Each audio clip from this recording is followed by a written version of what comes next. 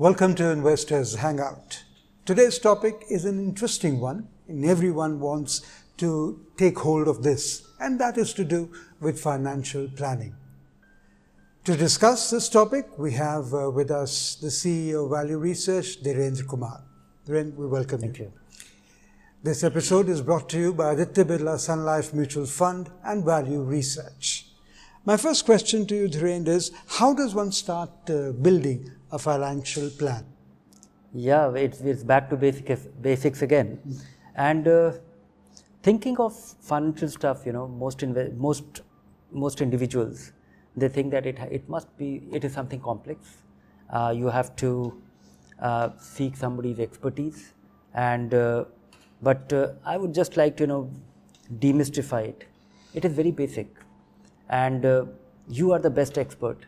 You are the most knowledgeable person to execute a financial plan for yourself, and no expert can actually do it for you, because the nuances, your needs, your expectations, your aspirations, your level of savings, your estimation of how your career will progress, and so will your income and your ability to save or invest, or understanding your own behavior, that what you earn, whether you are in a hurry to spend all that, are you behaviorally predisposed to spending future income today, or you are always focused on making sure that you are able to save some part of your income.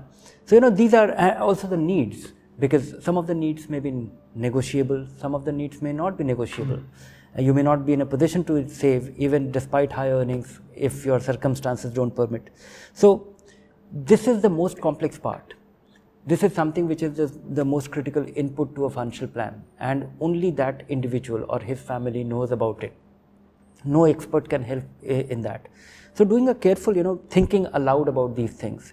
But and if I have to, the core of any investment plan is that save. If you don't save, investing will not happen.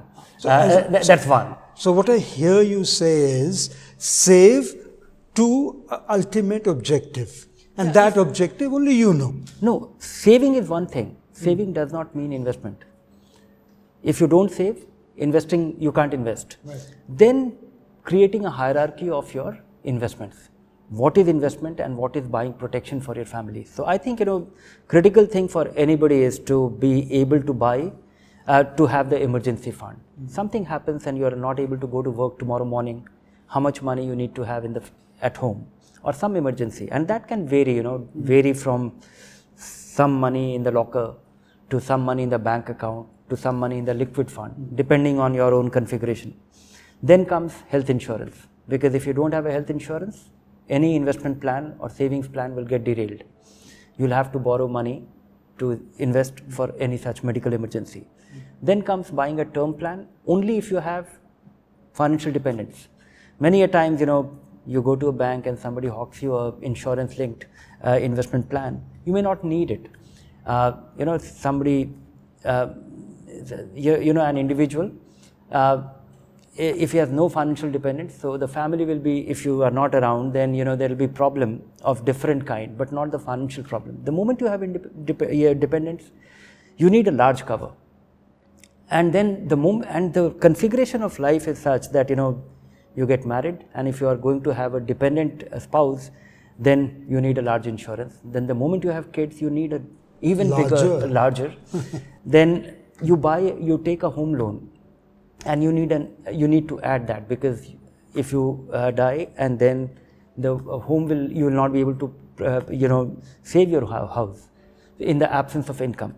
So your need for term cover or life insurance goes up dramatically in the initial phase of your life. And then as your investments and the repayment of the loans and other things takes place, it comes down. So keep revising that to begin with, and it costs very little to buy that term plan, to buy that exactly the amount of money which is needed. Look at it as an expense. Look at it as an expense to buy protection for your family. And at a young age, they are much cheaper. Then comes the investment plan. So if you have to make a hierarchy, these four things. And then it will require some kind of tweaking based on your individual circumstances. Even there, the experts won't be able to help. Then comes how to configure your temperament, because then the madness of the market, you start your SIP, then the usual question. So I would say that if you are able to figure out, if you are able to implement these 4 things, think about it, implement it, and keep watching Hangout, you'll be on track.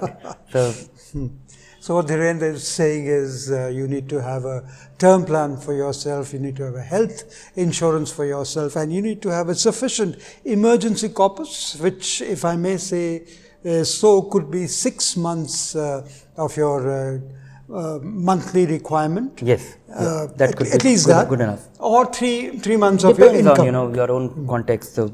Okay, and once you have that, start investing.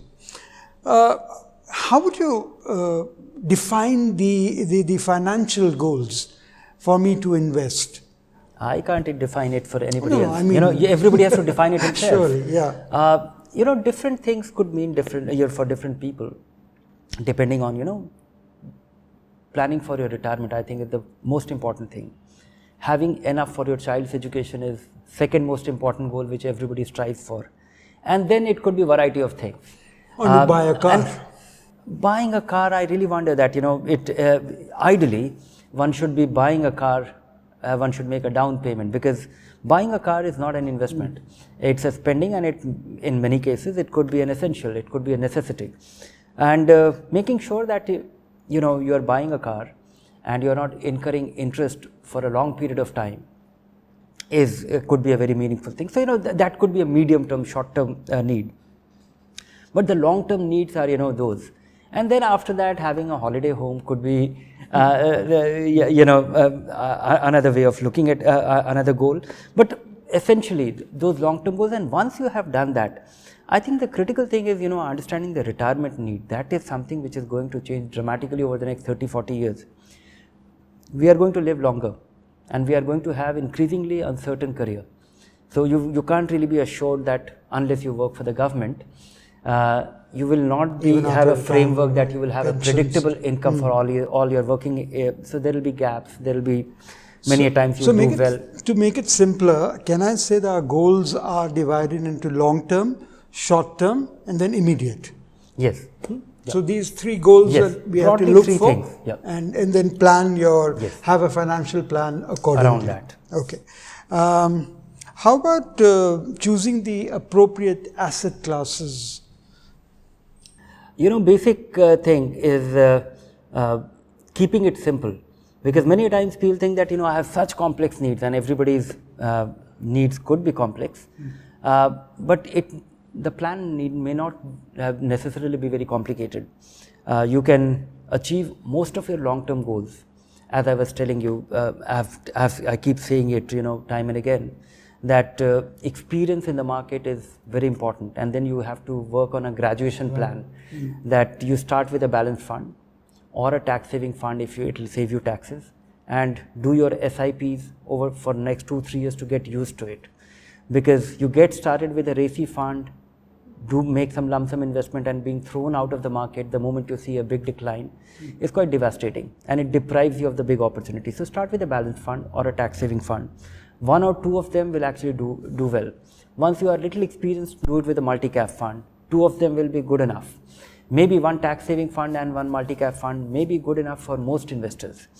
If you have done this, and the critical thing will be, most people think of this investment in constant, that you start your 10,000 rupee SIP and you feel happy about it and you think that you're disciplined. But when you're doing it over last 5, 7, 10 years, you don't really connect it to your income. So 10 years ago you were able to save 10,000, and today your income has gone up by 4 times, but you're still saving that 10,000 only. So being able to increase your investments over time, and your circumstances change. So initial years you may not have enough savings. Subsequent years you might have savings, or something is taken care of. So as your income, goes up, your investment should also go up. As much as possible with your rising income, and having more than enough, because in retirement people are going to get a nasty surprise. You are going to live longer. Assuming that you planned to live till 70 and you were retiring at 60, you had to take you had 10 to years. Provide for 10 years. If you live for 80 years, then it's 3 times more. and then it could be, it may not be nice, not being, the risk of outliving your savings in your lifetime, that too at an old age, could be quite devastating. And most people who are not, who will have to take, fend for themselves. At the risk of sounding repetitive, I will ask you this question once again, though you touched upon it. What are the appropriate investments for the three goals that we set ourselves? Where should I invest for long term? Where should I invest for short term? And where should I invest for immediate term? Oh, immediate thing should be, depending if you have young, very Liquid young, fund. very small child. No, maybe some money in the locker. Okay. Which should be handy. Some money in the liquid fund and some money in your bank account, which is accessible from the ATM. So that there could be a hierarchy of that 50, 70, 80,000 rupees, which is the money which is handy. Then you should have your health insurance card in your wallet. That's another emergency provision. Then, if you are saving to move your, buy that car, that is one aspect, because every goal could be divided into two kinds. One is a negotiable one. Like planning to buy a car, you can buy it 6 months from now or 1 year from now, it is not going to make a difference. But getting your child admitted to the school has to happen on a day, and you need that 40,000 rupees. That's sacrosanct. So, so you have a defined, that's a non-negotiable thing. That's the money which should get into a ultra short-term bond fund. And that money should maybe, it should be into a equity savings fund or something, and if maybe you are able to buy it in 3 months' time, maybe you are able to buy it a year from now, and it won't make a difference. It won't make much of a difference, or it's little negotiable. So depending on that, long-term investment, I think, use 80C to the hill in the tax saving fund, and invest rest of the money in a multi-cap fund once you have little experience. But before that, get started with a balanced fund, because having a steady take on equity or experiencing this, equity with relatively superior stability is critical for you to have a long-term belief in this plan. How important is timing in all this? A young person at the age of 28 starts investing. He has a good horizon of 32 years or so. But a mature person, starts investing at the age of 45. Then the only, according to me, the solution that a person has, that he has to invest a higher amount. You're asking about yourself? No,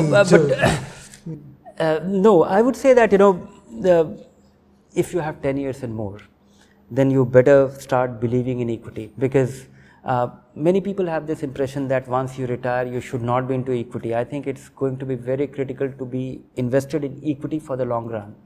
When you actually initially ask timing, that should I perfectly time it? No, you need a lot of time, but you don't necessarily can ever time it well, that this is low and I have to buy it. That will turn out to be quite disappointing, because you normally go wrong. But sooner the better.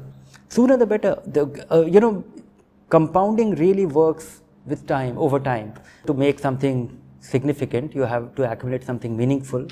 You need a lot of time. And the magic of compounding, think of, you start with a small sum, 1 lakh of rupees, and it doubles every 5 years. So 1 lakh becomes 2 lakh in 5 years' time, then 2 lakh becomes 4 lakh in 10 years' time. 4 becoming 1 to 2, 2 to 4, 4 to 8 in 15 years, 16 in 20 years, and 16 to 32 in another 5 years. So 25th year, you actually make 16, what has taken you 20 years. So the later part, you find that it is doing magically. This magic of compounding, that is why Einstein said, this is the 8th wonder of the world. Okay. We all look for this 8th wonder of the world, and how right you are, Dhiren, that everyone wants to invest so that at the end of their careers, at least they have enough to take care of themselves. So for that, continue to invest regularly and keep increasing your investment. Moving on to the Q&A part of our program, and the first question is from Deepak, who asks, how can I calculate the amount required for my retirement? If you listen to the program, you would know. Nonetheless, it's for you. A very conservative estimate, if you're retiring at 60, I would say that the amount of money which you need annually for consumption, it should be 25 times of that. So if you require 5 lakh rupees for consumption in a year, then having 25 times of this, 1 crore 25 lakh rupees in investment and a withdrawal rate of 4% will ensure that you don't run the risk of outliving your savings. And if invested properly, it will make sure that it can support a rising income requirement, because today you need 5 lakh rupees a year. Next year you will need little more, and a year after that you will need even little more. So investing in a manner, so having a 4%, that's a conservative.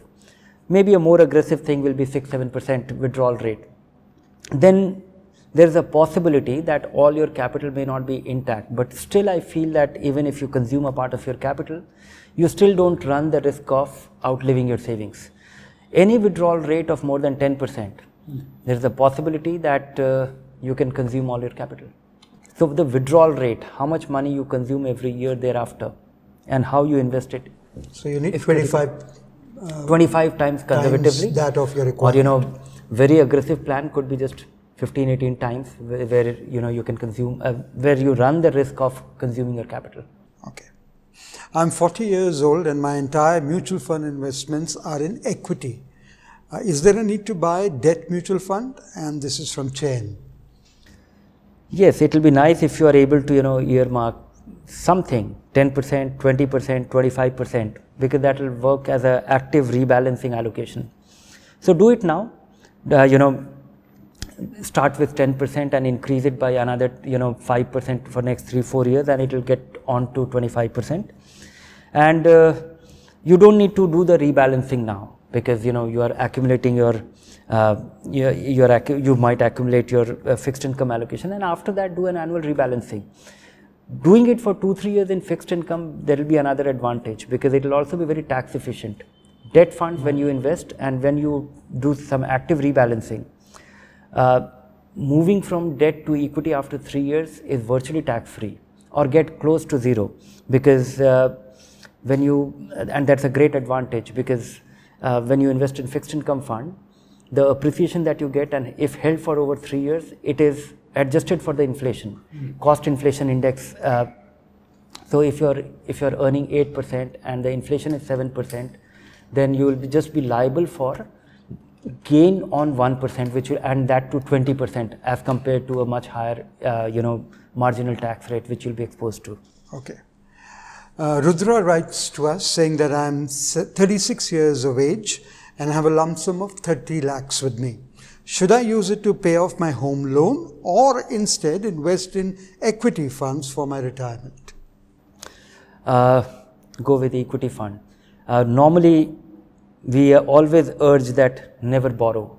Generally, don't borrow. Yes. But home loan is one thing which, it's a long-term thing, long-term borrowing. It's lower cost. It also gets your tax break. So this is the only justifiable borrowing which an individual does. Which you will allow. Which I say that it's worth going for. But there are two riders to it. Subject to you are going to live in that house, and it will save you on the rental outflow. Okay. It should not be an investment, because the rental yield will not justify the interest that you will incur. The appreciation is all up in the air. When it will happen, when it will not, when will the supply improve or squeeze or whatever. Also, I would like to warn people that people who consider real estate as an investment, it is not the same old real estate, the folklore that you heard, that I bought some plot for 5 lakh rupee and now it is worth 5 crore. We see the other side of the story, that you bought something which you never got. You bought something which is not just going up, or you bought something which is just too much in supply. There are or notionally it has gone up, but you can't sell. So if you are going to buy a house where you will live, you will save on the rent, you will get the tax break, and your EMI is not exceeding more than 1/3 of your income, then do that and invest your 30 lakh rupee in equity fund. But don't do it in a hurry. Don't do it tomorrow. Don't invest in equity fund like you buy a house. Of time, SIP, spread this investments over. I would say that the general thumb rule is half the time it has taken for you to save this 30 lakh. Okay. Gaurav has written to us saying that I have decided a 70-30 equity and debt allocation for my portfolio. Should I invest in liquid or ultra short duration funds or use fixed deposits for the debt part? Don't use fixed deposit. They are, tax-wise, they are not good, and also they come with a rigidity. You can't really move, because the advantage of ultra short-term bond fund is that you can take away 5% of it without any rider. Fixed deposit, you will break it and there will be a penalty clause or whatever, or you'll get less. Tax-wise, it is not efficient. So go with ultra short-term bond fund as your fixed income allocation. What are the arbitrage funds? Is it possible to lose money invested in them? Asks Jayashri. So far, arbitrage funds haven't lost money, but mutual funds are subject to market risk. One should not forget it ever. But so far, in last 15 years, they haven't. They are designed in a manner that you don't lose money. The way it works is the fund invests in equity and a corresponding derivative. So it is like a buy and sell. So if there is a security, assuming the share of a company X is trading at 100 rupee and the future contract of that share is trading at 110 rupee. So and these kind of opportunity keeps arising in the market on a day-to-day basis. One has to be a little alert about it, and that is what these funds do. So what this fund will do is buy this stock and sell the future, and in a month's time, he will pocket the gain of 10 rupee. And normally, the return, this kind of arbitrage, they don't tend to generate extraordinary return. They tend to generate almost like liquid fund return or ultra short-term bond fund returns. The difference is that because our tax structure is such that it is investing in equity as well as equity derivatives, so the tax treatment is like that of an equity fund. Tax treatment of equity fund is that 10% long-term capital gains. If you derive the same return from a fixed deposit, or if you derive the same return from a fixed income fund, fixed deposit, it will be at marginal rate. Even from bond funds, it will be taxed at your marginal rate. It will be added to your income and it will be taxed at 30% or 20% or 10%. In this case, being equity, it will be treated as short-term capital gains and 15%. Okay. So the tax advantage. Short-term capital gains, 15% for less than 1 year investment. More than 1 year investment, 10%, as it will be treated as long-term capital gains. Mukund would like to know, where should I invest with a horizon of 3+ years? Depends. It depends. 3+ years, a negotiable goal. Invest in equity saving fund. These funds typically invest 25-30% in equity, remaining in fixed income. Non-negotiable goal, ultra short-term bond fund. Okay. Ritesh has written to us and he asks, I have a lump sum of around 3 lakhs which would be required in approximately 6 months for the possession of my house. Should I park this money in money market funds? Yes, money market funds are, the safest option, among the safest option in mutual fund. But I would say that liquid fund or ultra short-term bond fund will get you a little more, and they also don't come with any inordinate risk. Okay. Very simple question which you have also answered. In which category of fund should a retiree invest? And this is from Ashwini. I think it's the most important question, because the people have this impression that once you retire, then you should stop taking risk, and equity investment is risky. It depends what this investment will support.